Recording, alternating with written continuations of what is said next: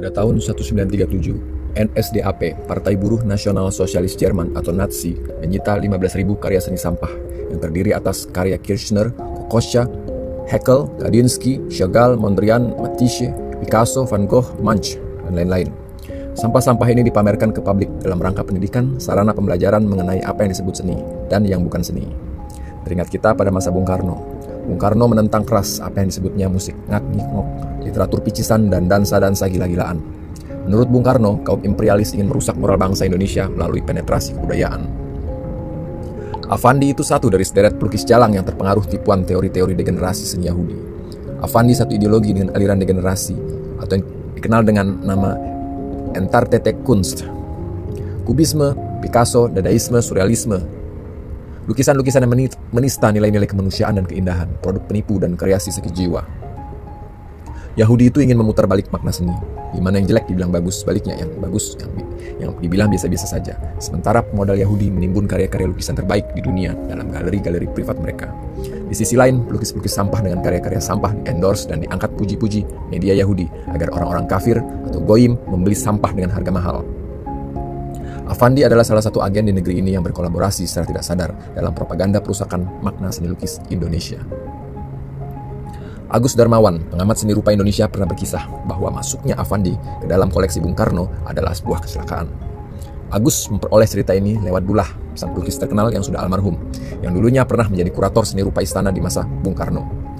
Bung Karno sebenarnya tidak suka melihat lukisan yang coret-moret ala Affandi itu, tapi ia pun tidak berkuasa dan lebih menghargai saran kurator istana. Dan pada akhirnya, lukisan Affandi masuk ke istana. Di awal abad 20, yaitu sekitar tahun 1920, Berlin sebagai pusat kota Jerman menjadi diaspora Yahudi dan kebudayaan inovasi Yahudi yang dikatakan sebagai atonal Jewish music. Musik blues, surrealisme, kubisme, dan dadaisme.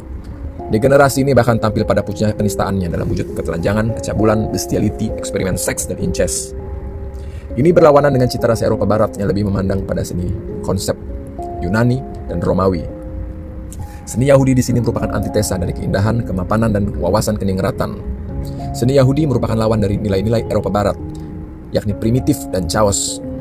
Yahudi memiliki tidak sedikit pelukis, namun juga pemikir, filsuf, rohaniwan, sosiolog, dan penggerak politik yang mencoba mengkonsepkan masa itu dengan kehendak berpikir kaum mereka. Sebut saja, ada Schoenberg, Karl Marx, Sigmund Freud, dan lain-lain, yang puncak keemasannya adalah pada masa itu. Seni satu sisi dibangun lewat konstruksi berpikir, maka ada psikoanalisa berlanjut pada surrealisme dan lain sebagainya. Psikoanalisa menggenerasi manusia ke dalam konsep seksualitas sebagai akar dari kehidupan.